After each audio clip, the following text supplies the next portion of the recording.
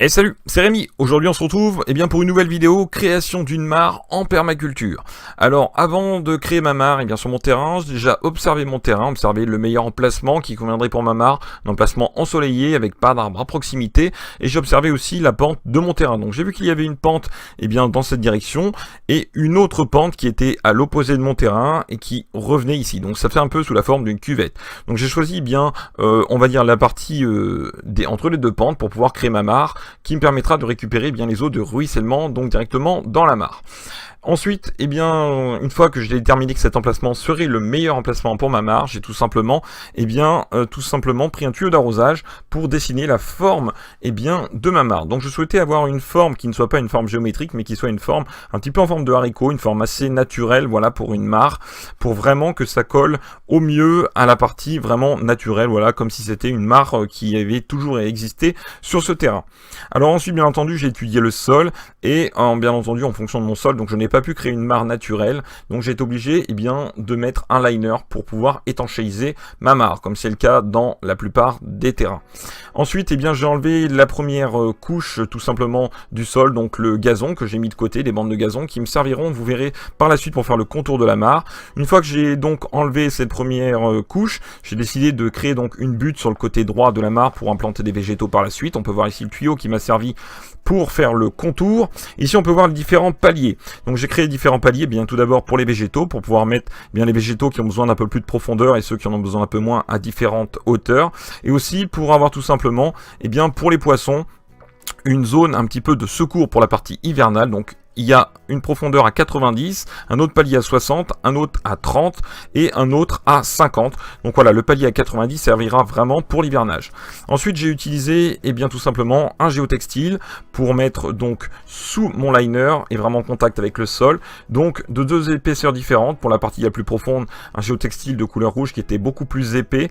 Et donc, vu qu'il y aura plus de poids à cet endroit-là, avoir une meilleure résistance justement pour mon liner. Ensuite, j'ai commencé à remplir ici, vous pouvez le voir avec ce timelapse. Et ici, on peut voir que le bassin, une fois qu'il a été rempli, on peut voir, donc voilà, j'ai remis le gazon que je m'étais servi quand j'ai enlevé la première couche, au début de la vidéo, sur le pourtour, voilà, de la mare. Donc là, ça donne un effet vraiment très naturel. Je suis plutôt très content.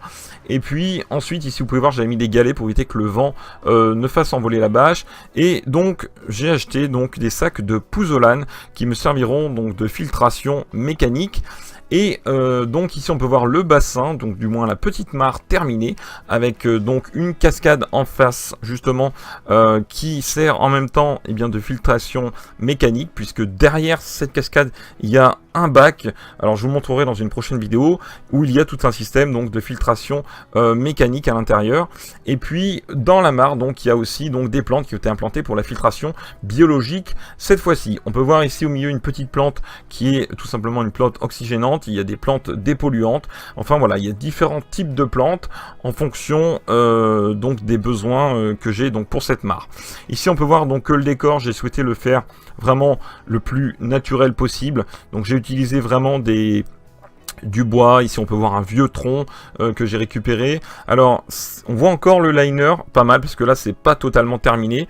Et vous pouvez voir ici donc que j'ai mis différents petits dallages qui eux pareil pour l'instant sont provisoires, mais va y avoir encore de nouveaux aménagements qui vont être faits autour de cette mare. Donc actuellement c'est, on va dire, presque terminé, mais pas totalement. Il y a encore pas mal de choses à mettre en place. On peut voir un petit ici sur la droite, voilà, vous avez donc différentes plantes, et on peut voir aussi sur le contour qu'il y a encore des petits morceaux de liner qui dépassent. Donc ça, tout ça, ça va être modifié et amélioré. Et puis dans le fond ici, partout au fond, donc là je vais certainement mettre des petits galets. Et ici on peut voir la partie à 90, la plus profonde, donc la fosse, qui servira donc pour l'hivernage des poissons.